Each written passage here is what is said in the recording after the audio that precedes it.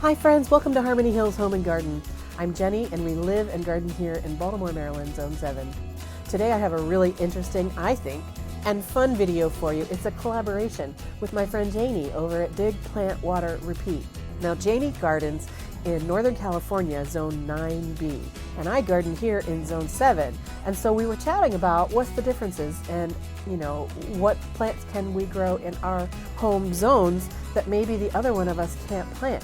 So come along with me and let's talk about my top 5 plants that I love to grow here in Zone 7, and then we'll hear from Janey about her top 5 plants too. Janey and I were chatting about our different gardens and what kind of plants can thrive. Turns out that I have 4 distinct seasons to garden in, and she pretty much has winter and summer with a very short shoulder season in the spring and maybe some in the fall as well. But her winters are much milder than mine, so she can keep plants over the winter that I don't have a chance of doing. And her climate is really dry, so her rainfall is low and she doesn't have humid air. Here we have very humid air in Maryland in the mid-Atlantic states, very much like the southern Gulf Coast. So the plants that I grow here perform a little bit differently than the same plant growing in her garden. So we were chatting about it and we thought it would be fun to share our top 5 plants that we love to grow in our respective zones. So I'm going to put a link in the description box down below to Janey's YouTube channel, and so you can hop over there and hear about her top 5 plants for Zone 9B, and I'm getting ready to share with you my top 5 plants for Zone 7. Now I think that Zone 7 is the best gardening zone to live in, honestly. There are so many plants that can withstand or even thrive in the Zone 7 conditions. I would say 75% of the plants that I am aware of in home gardening situations can do well in Zone 7, maybe even more than that. I'm sure there are a lot of plants, of course, all the tropicals we can't do in Zone 7, and maybe some of the alpine things, or maybe some of the northernmost tundra-related plants we can't do in Zone 7. But there are so many plants that thrive on either the north side of us or the south side of us and include Zone 7 gardening. So I think we have almost an embarrassment of riches of plants that we can plant and that will thrive here in our Zone 7 areas. So I thought I would share my top 5 plants with you, and in no particular order, although maybe I'll start with my favorite one first, and that is the Twist and Shout Hydrangea. Now the Twist and Shout Hydrangea is a macrophylla hydrangea, but it's a lace cap, and it's put out by the Endless Summer company. It's in the Endless Summer Reblooming Hydrangea Varieties series of plants. And I started growing this a long time ago. I've had one in almost every garden I've ever owned since it came out. What I love about this plant is the lace caps on them. I prefer that form over the mop heads of the other types of macrophyllas. And the lace caps are interesting on this plant. They do change color with their soil pH, but I find that my soil pH is pretty much neutral. It's right between alkaline and acid. And so on the same plant, I'll get pink flowers, purple flowers, blue flowers, and everything in that range of color. And it's just so beautiful. I just think the plant is gorgeous, especially when it's in full bloom, which, by the way, starts in the early summer and goes all the way through to the first hard frost. So a really long season of blooming. This plant wants to be in part shade, and specifically, it really does want afternoon shade. So morning sun, afternoon shade will let it thrive. It wants to stay evenly moist, I would say. It'll tell you when it's drying out or when it's too hot in the afternoon sun. It'll droop and it'll look really terrible. But give it some water and maybe don't site it in full sun in the afternoon, and it'll really thrive for you. Now, it is a deer candy plant, so I don't have any outside of my fence. I do have 2 inside my fence, though, and one of them is planted surrounded with some pink astilbes, and that is a gorgeous combination. And the other one, last year, I had planted with another of the top 5 plants that I'm going to talk to you about here in just a minute. And pretty much every situation that it was growing in, it was just a stunner. So this one is hardy in zones 4 through 9. So again, Zone 7, right smack dab in the middle of there. And in fact, Janey, I think that might work in your garden as long as you keep it hydrated. Let's see, well-drained soil, even moisture. Oh, it grows to be 3 to 5 feet tall and wide. And I fertilize mine with a layer of compost that I put around the drip line of it in the spring. And then I keep it mulched with shredded hardwood bark mulch. And then I fertilize it also about every month with some rose tone fertilizer, which is good for flowering shrubs as well. And I'd stop fertilizing it first weekend of August or so would be my last fertilization on it. I would say that the flowers on these in the spectrum of colors from purple to blue to pink, I would say they're very jewel toned. They're not really pastel, which I love. And so as the season progresses and we get into the fall, the colors deepen and the foliage starts to turn to a beautiful burgundy edged green leaf. And, you know, once we get into cooler nights in the fall, like in late October or early November, this one really just looks spectacularly beautiful still. And only when you hit a really, really hard freeze does it start to, the leaves die and it goes dormant for the year. So I just think this plant is spectacular, and I recommend it to anyone who could grow it.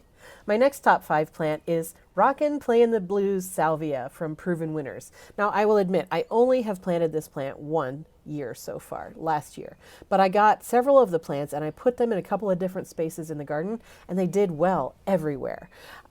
These plants are a Proven Winners plant. They'll grow to be 2 to 4 feet tall and 2 to 3 feet wide, and mine did grow to be 4 feet tall and 3 feet wide, and so that was a surprise to me. They'll live in full sun or part shade. I had mine in all different kind of sun locations.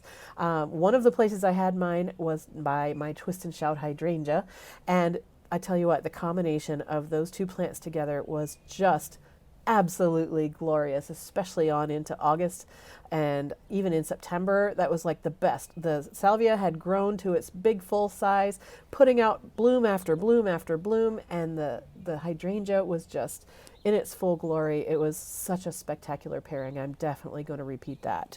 The foliage of the Rockin' Playin' the Blues Salvia is a kind of a softer gray-green, almost like a catmint color or like a Russian sage kind of a color of a leaf, not quite as gray as that.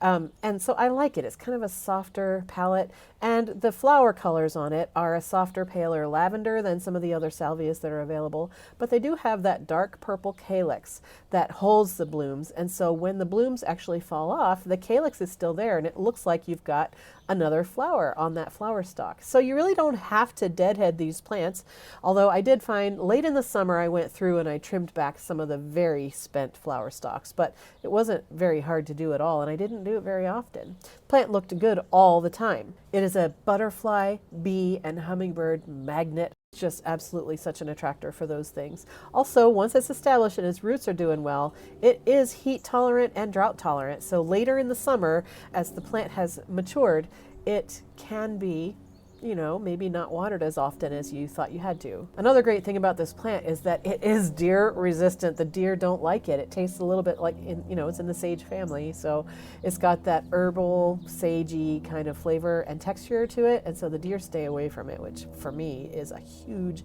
bonus. It's sold as an annual in most parts of the United States, but in zones 7, 8, and 9, on the tag, it says it can be perennial in those zones. Now, I still have the roots of mine in the ground last year. I've cut the main plant back because it had gone dormant, but I haven't seen yet that the plant is going to be coming back to life. However, we're still in early April here, and we haven't really had a lot of warm days, and our nights are still pretty darn cold. So I'm thinking as a sagey kind of plant, it probably won't come back to life until we get a little bit more consistent warmth.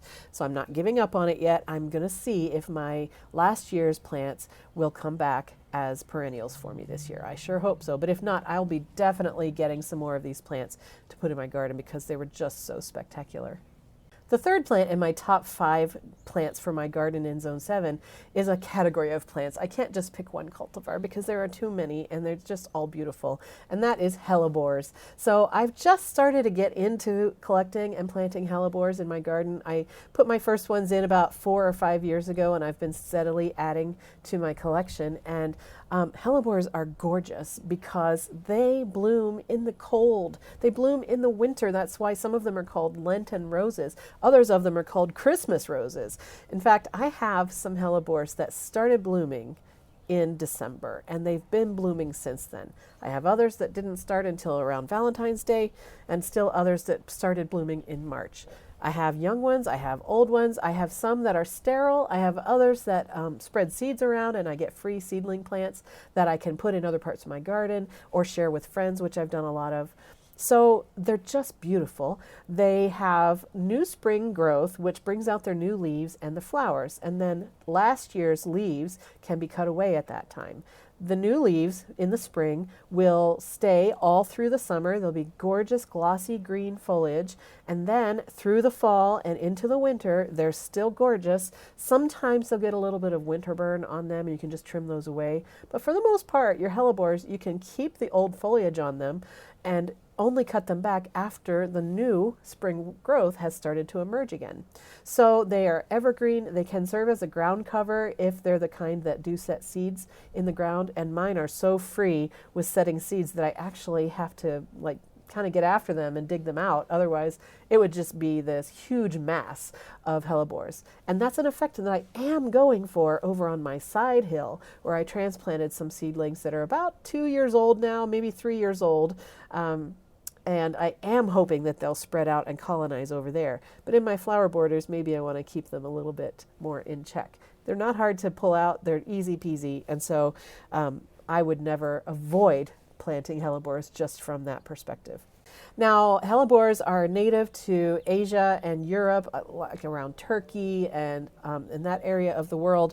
But there are hundreds, thousands probably, of cultivars that have been created and hybrids that have been created. And they're such a slow growing plant. They really take 2 or 3 years from seedling to the first flower, maybe even longer for some of them. So the research on them and the hybridizing on them has taken a long time to figure out which plants should be selected for which traits.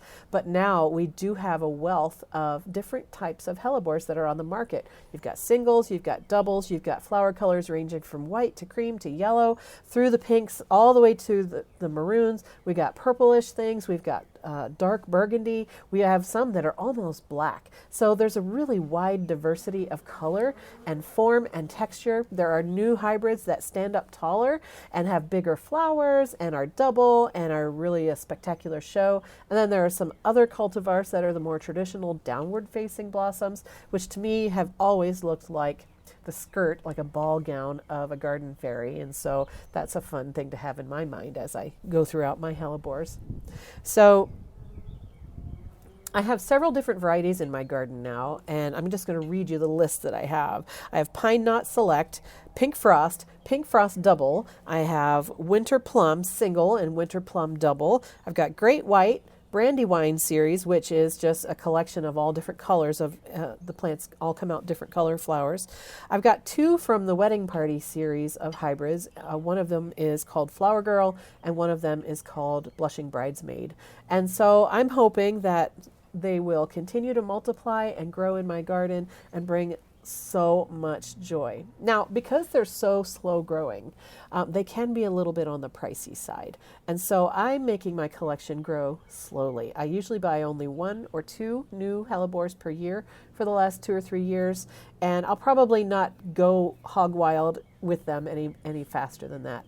But I love growing them. I love seeing which ones are going to bloom in their first year, which ones are going to put out seeds or not. And so hellebores is a great category of plants that I highly recommend to everybody. Now, the species ones, the ones that grow in the wild, are generally hardy in the zones 5 through 8 or so, but the new hybrids and some of the new cultivars pretty much have extended the growing zones to zones 4 through 9. So they are widely available. They are a little pricey, but they're worthwhile investment. They're just such beautiful plants. I highly recommend them. My next plant in my top 5 list is a plant that, in fact, some people say it's been overused and they don't like the way it looks anymore and it's boring these days because it's just so overdone. But I say, if there's a plant that's overdone like that, it must be for a reason, and it's because it's a great plant. And I'm talking about Sedum Autumn Joy. Now, this plant is a workhorse. It can do everything I need it to do. It's awesome. It is a succulent type of a plant, a sedum. Stonecrop is its common name. This plant grows in zones 3 through 11. What? It wants to be in full sun or part shade. Of course, it'll perform better in full sun. It will grow to be 1 to 2 feet tall and wide. It does propagate itself by seed if the soil underneath it is amenable to germinating seed. But if the soil under it is a little bit too dry or maybe has a thick layer of mulch or something, then I haven't found the seeds will germinate there. I've got clumps all around the garden, probably 6 or 8 clumps of it everywhere, and only in 2 places does it reseed for me, and that's just because the soil nearby is amenable to germinating those seeds.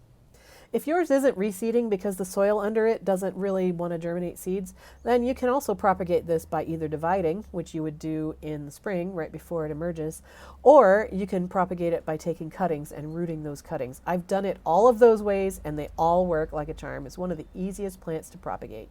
Now this plant doesn't want to be fertilized. In fact, if you do fertilize it, it'll flop over and be weak stems, which is kind of counterintuitive, but yeah, this one does best if it's a little bit hungry, and it will tolerate a drought as well. So it really doesn't want you to baby this plant. It blooms from midsummer all the way through to the fall.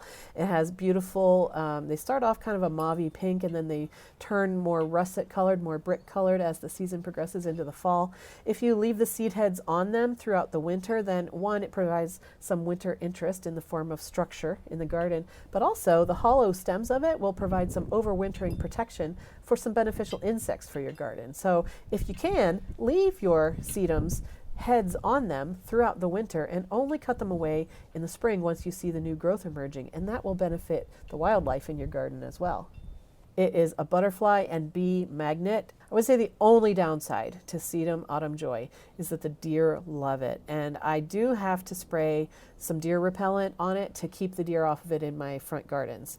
Have I ever been successful with that? Not totally, I'll just be honest. Every year I try to keep the spray going to keep the deer off my plants, but every year I miss a spray and the deer come and they take my sedums. I just kind of consider it free pruning.